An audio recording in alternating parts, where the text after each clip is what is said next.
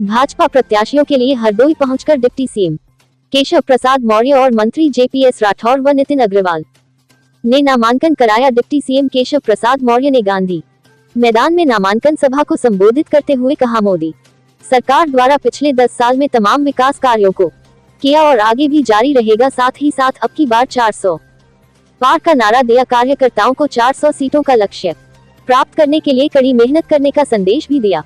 19 अप्रैल को उत्तर प्रदेश की 8 सीटों पर हो रहे चुनाव में सभी सीटों पर भाजपा के जीतने का दावा किया।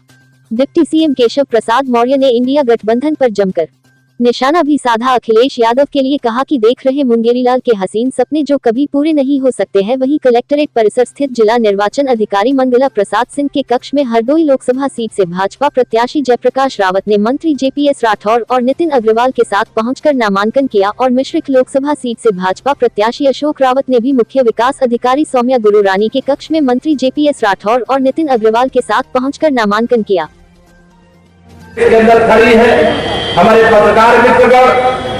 आज मैं जब यहाँ पर आया हूँ तो आप सब लोगों से ये कहना चाहता हूँ, देखिए 2024 का लोकसभा चुनाव, ध्यान रखना, जहाँ ये देश को 100 साल आगे ले जाने का चुनाव है, वहीं 1000 साल के भारत की मजबूत नींव डालने का चुनाव है। कल पहले चरण के मतदान की तैयारियां हो रही हैं। उत्तर प्रदेश की 8 लोकसभा सीटों पर कल मतदान होगा। मैं आप सबके माध्यम से सभी से मतदान करने की जोरदार अपील करते हुए ये बताना चाहता हूं कि 8 की 8 सीटें भारतीय जनता पार्टी और राष्ट्रीय लोकदल का गठबंधन जो पश्चिम उत्तर प्रदेश में लड़ रहा है, एक तरफा विजय प्राप्त कर रहा है। सपा बसपा कांग्रेस के प्रत्याशियों की जमानत भी बचने की उम्मीद नहीं है। ये 2024 के चुनाव की बयार है, आंधी है और चारों तरफ एक लक्ष्य लोगों ने लिया है कि फिर एक बार प्रचंड बहुमत की, फिर एक बार, जोर से बोलिए, फिर एक बार 4 जून को 400 पार।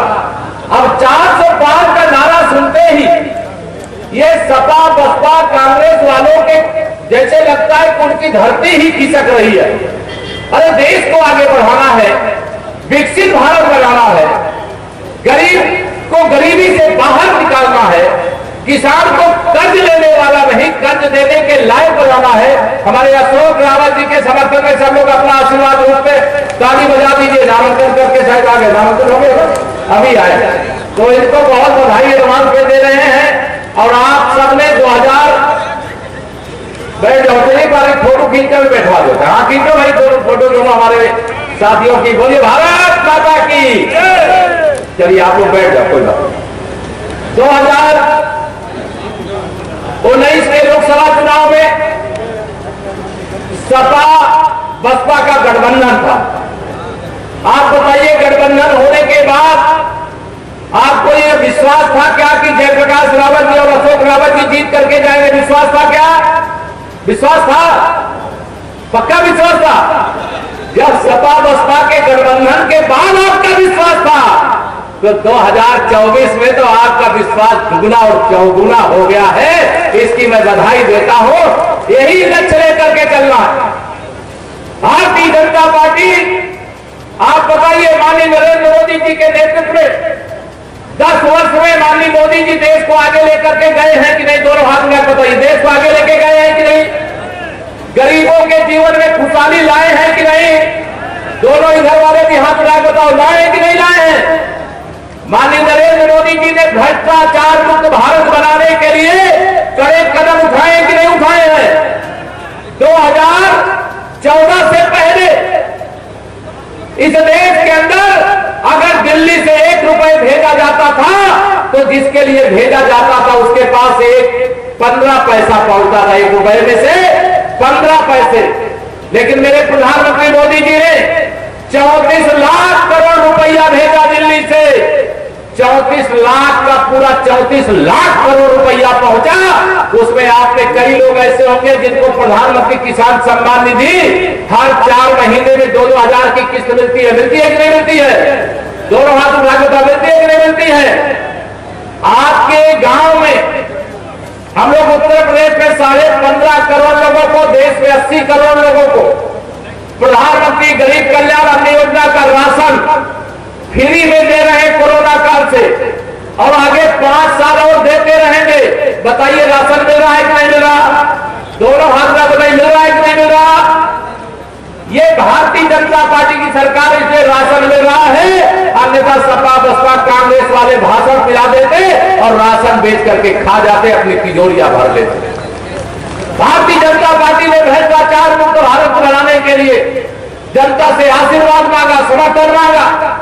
2014 में हमारे प्रधानमंत्री जी ने कहा कि हमें 272 प्लस चाहिए।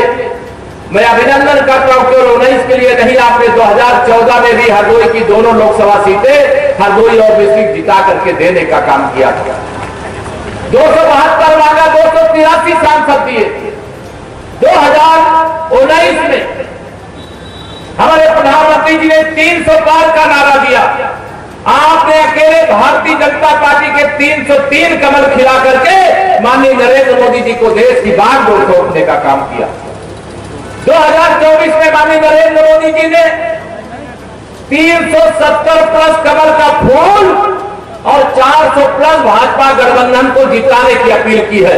बताइए 370 प्लस कमल खिलाओगे?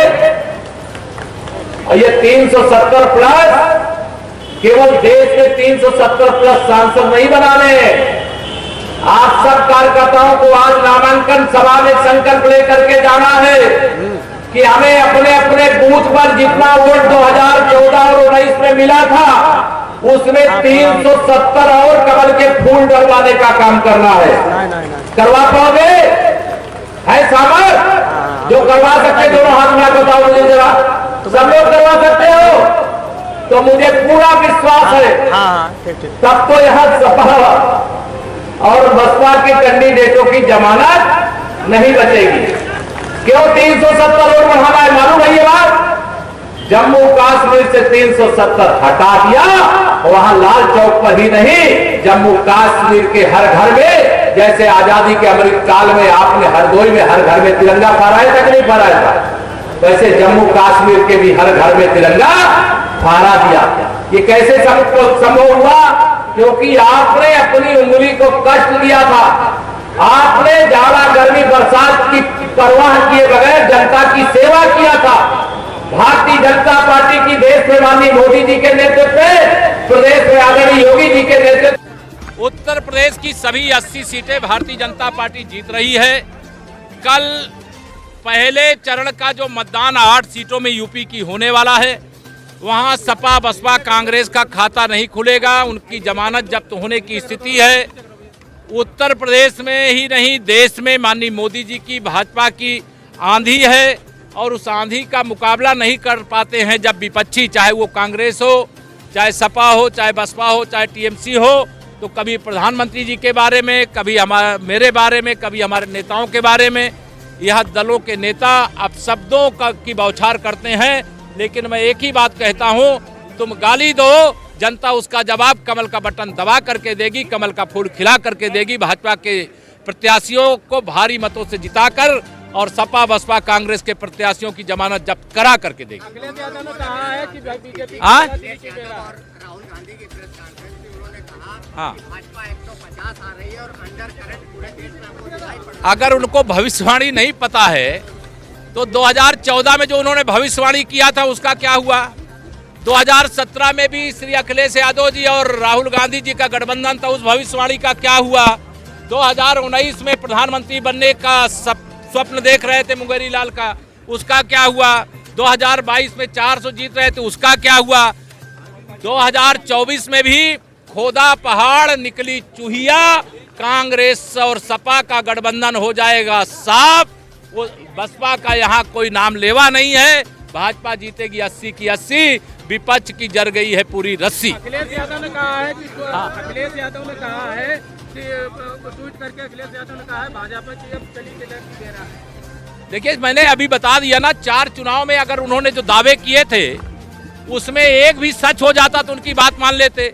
हमने 4 चुनाव में जो दावा किया था, 4 चुनाव के दावे सिद्ध हुए हैं। 5वें चुनाव का दावा है 370 प्लस देश में भाजपा जीतेगी, 400 प्लस भाजपा गठबंधन जीतेगा और देश में तीसरी बार प्रचंड बहुमत की मोदी जी के नेतृत्व में सरकार बनेगी।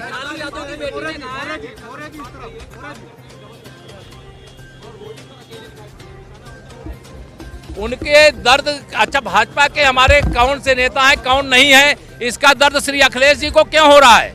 हमारे एक ही नेता हैं लोकसभा के चुनाव में, माननीय नरेंद्र मोदी जी, उनके नेतृत्व में चुनाव लड़ रहे हैं और हम सब आज अगर देश और प्रदेश में सरकार चला रहे हैं तो माननीय नरेंद्र मोदी जी के कुशल मार्गदर्शन में चला रहे हैं। और इससे परेशान ना हो अखिलेश यादव जी, उनकी फोटो नहीं लगाई जाएगी। हमारे लोगों की फोटो आप इस मंच पे दिखा देना, फोटो खींच करके अखिलेश जी को भेज देना, उनके से टैग कर देना।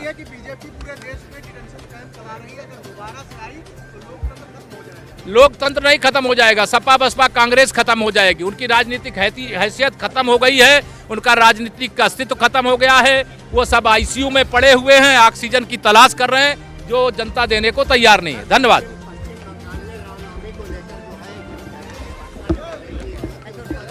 अभी पश्चिम बंगाल में हम लोकसभा जीतेंगे, आने वाला विधानसभा जीतेंगे। हर मंदिर में रामनवमी भविष्य में मनाई जाएगी और ममता दीदी की शानदार वहां की जनता विदाई करने को तैयार है। धन्यवाद।